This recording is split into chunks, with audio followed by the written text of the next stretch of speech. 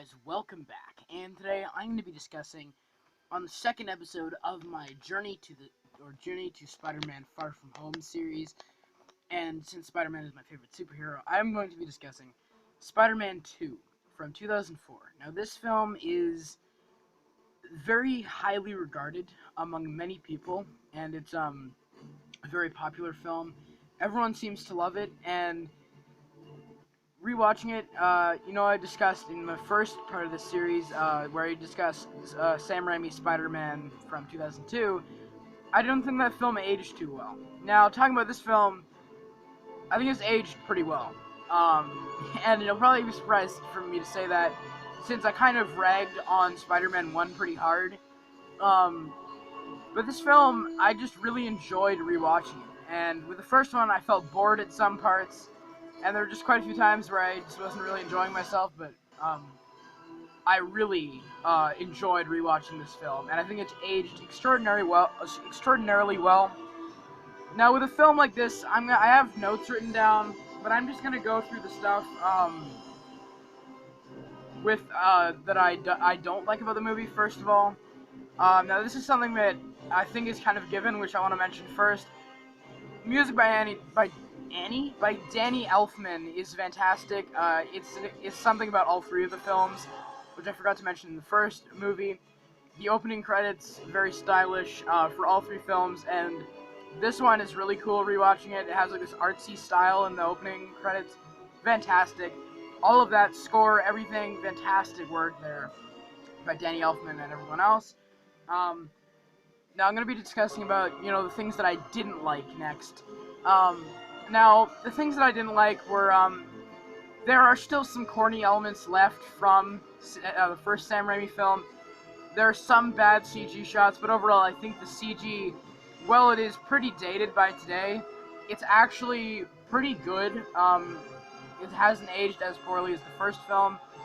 Because the first film, it looks so distractingly bad that it kind of pulls me out of the movie. With this film, I just kind of accepted it, and it didn't really pull me out of the movie like it did when I rewatched the first film. So that was, I guess, kind of a mixed aspect. Another mixed aspect is Aunt May.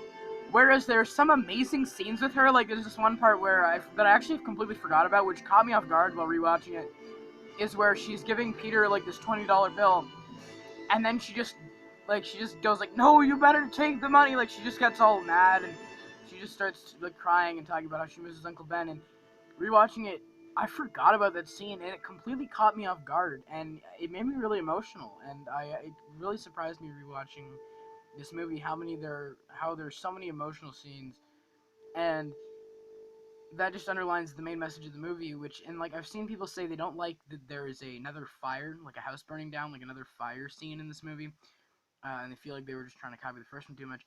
I actually really appreciate that scene. I think it's actually a more well-done fire scene than the first film, and the first film, it was kind of distracting, but in this film, I feel like it actually has a better place in the story, where it's kind of part of this journey that Peter Parker's on, where he has to kind of learn to become Spider-Man again, and then when he gets the kid out, but then there's he just hears the firefighters, and they're like, "Oh, there's some poor soul got trapped and they couldn't make it out." And then he's just crushed, and then he just stands in the window of his room, and I actually found myself, I didn't tear up, but I found myself close to tearing up, and he's just like, "Am I not supposed to have what I want?" And I was like, "Oh my god." Like, the movie, it's like, in the first one, Peter Parker was so stupid and annoying that I just couldn't take him seriously. But in this film, rewatching it, it's just, he's such an incredible character. And it's just, Tobey Maguire, I think, improved from the first film in this movie, and he's just such an incredible character. And it's like the first few minutes of this movie, he has to go deliver this pizza. I thought the Joe's Great Pizza joke was really funny, because where I live, there's actually a business called Joe's Great Pizza, and it's the best pizza I've ever tasted. If you ever see a Joe's Great Pizza, you need to try it. Where I live, there's this fantastic place called Joe's Great Pizza, and it's just the best pizza ever. Anyway, I'm getting off topic. I just thought that was funny to mention. But he has to deliver all these pizzas, and then he's fired from that job. Cuts to Jameson's office. He says he's fired, and then he has to give this paper to the lady outside. She's like, oh, this won't cover it. And then the next scene, there's the guy hounding him about his rent. It's just like, holy moly, like everything is beating him down, but he just keeps trying. MJ is such a jerk in this movie. She's so bad. It's like, she's one of the weakest parts of the movie. I think is just it's like it's the weird thing is she's not really bad, but she's just I don't even think she's a poorly written character. But there's just something about her where it's like she gets so overly mad at Peter about it's like he finally shows up to her play. She kind of messes up in the middle of the play, and then he's like, I made it, and then she seems kind of happy, but then she's like, you could have told me you were coming. It's like, shut the hell up, MJ. I'm sorry, but like just come on, it's like it's like it doesn't make because like when I rewatched the first one, I felt that Tobey Maguire's acting was kind of off, and that they made him seem too wimpy. But in this movie, the way that the world's beating him down feels very genuine, and that's the thing about this movie is the first one feels so corny. And I'm not saying every movie has to have a realistic sense to it, because there are a lot of things I enjoy about the first one. But with this one, everything feels, for the most part, pretty genuine, except for Doc Ock. We'll get to that. But everything just feels like it feels like real life. Like, the journey that Peter goes through where he kind of doubts himself, and he gives up being Spider-Man, and they're like, you have a choice, and all of that, and I don't actually hate that part of the movie. It's just so incredible, and it feels like real life to me, and the way that the world is just, it keeps pushing on him, and then he just gives up.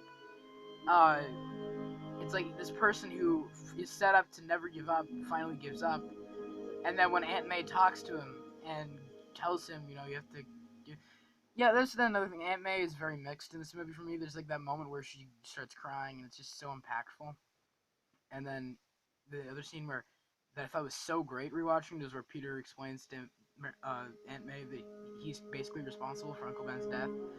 And then she just leaves, and it completely ruins the scene. And she just walks out. It's supposed to be like impactful, but it just makes Aunt May seem so mean. And then in the next scene she's like, I love you, Peter. And I'm like, no, you just left him there. Like, you wouldn't do that. Like, I don't know. That just really bothered me, that scene.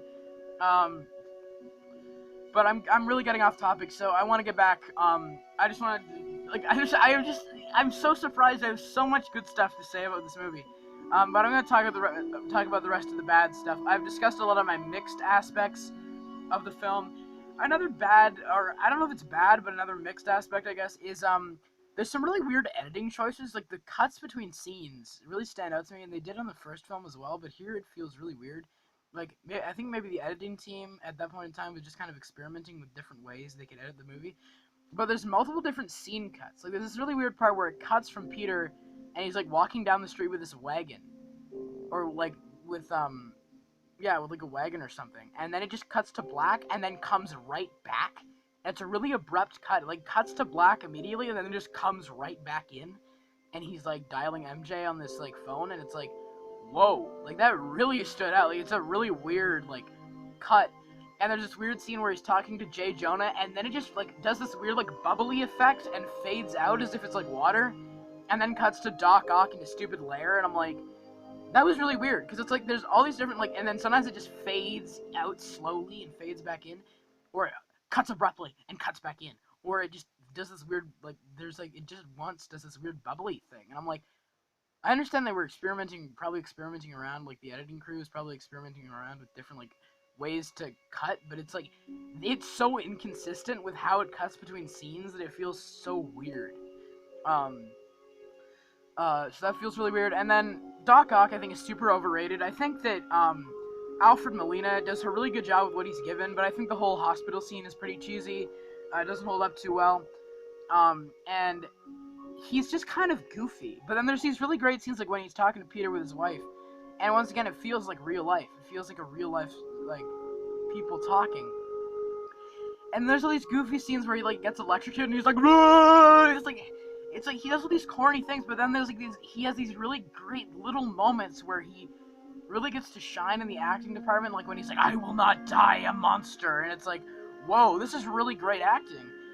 And, like, when he's talking to Peter and his wife is there, But then, like, there's this part where, like, the arms, like, he, like, wakes up in the hospital, and then he finds out that his wife's dead, and he's like, no! And honestly, it's kind of up there with the Darth Vader scream, except less iconic, and then all the arms just go, it's like, what?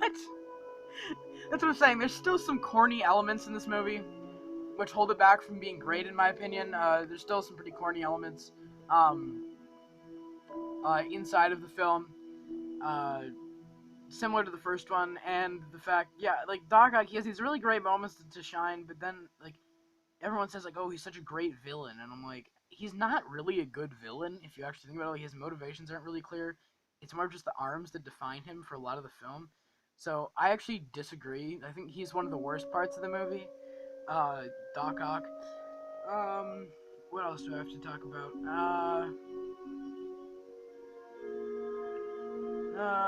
I'm just looking at my notes here. There's also a lot of really funny writing, like with Jay Jonah. I'm forgetting the line, but there was a really funny line with Jay Jonah, and there's a lot of clever lines. There's like a Doctor Strange reference. I think everyone knows about that. But there's just a lot of the dialogue is pretty funny, and is actually like Spider-Man. This, especially in the scene in the bank when he's fighting Doc Ock, he gets to deliver some quips, and they feel more genuine to Spider-Man. Like, in the first movie, whenever he joked, he made, like, 2 jokes in the movie. And they felt so reluctant on from the delivery from Tobey Maguire. And it just felt so weird. Like, he's just like, it's you who's out, Gobby, out of your mind. And it's like this really bad delivery, and it doesn't sound like he has any energy at all. But in this film, he has the quips, and they feel really genuine and, like, funny. Like, and yeah, a lot of especially the dialogue with Jay Jonah, but there's just some really funny lines in this movie. And they do a really special thing, which I think that a lot of movies have trouble doing, whereas they have an emotional scene, and then, like, when Jay Jonah is like, I drove away Spider-Man, or whatever, and then he, like, it's kind of emotional, and then it cuts to, and then the scene turns into a joke, but the movie does a good job of transitioning into a joke without making that scene feel any less emotional, because it actually still feels kind of impactful. And I don't know how it does it necessarily, but it just does a really good job, I think, of that in the film. What else do I have to talk about? Yeah, Doc Ock, it's like, he has some of the corniest things in the movie. Especially when with the stupid inhibitor chip. He's like, I have this inhibitor chip in my neck. It's like, okay, so you've got 4 arms, each with their own artificial intelligence, and you're gonna put a tiny blue chip on the back of your neck. That's not gonna work, dude. Like, that's seriously not gonna work. Like, you think that that's gonna help you out in that situation? Like, it's like one small thing, and like you're gonna be screwed, you know? And it just feels so stupid in that department.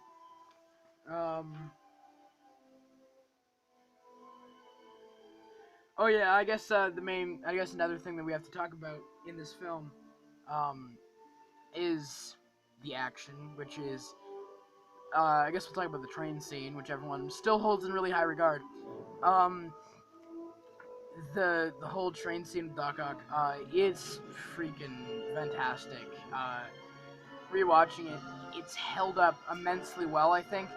The fight choreography in the movie, like, there's at the beginning of the fight, when I was watching it, like, rewatching it, it's been, like, over a year since I last watched it, and when the fight starts, and Spider-Man, like, flips in the air and kicks Doc Ock, and it's, like, the most non-fluent thing, and Tobey Maguire looks really dumb when he's swinging around, like, this is the part where he saves these kids, and he, like, runs, and then jumps up in the air, and it just looks so bad, like, when he's jumping around and kicking people, like, the choreography, when it's just Tobey Maguire, I think, in the suit, or when it's an actual person in the suit, whether it's a stuntman or Tobey Maguire, it just looks really bad. Like, when he kicks Doc Ock, I was like, oh no, this is gonna be bad.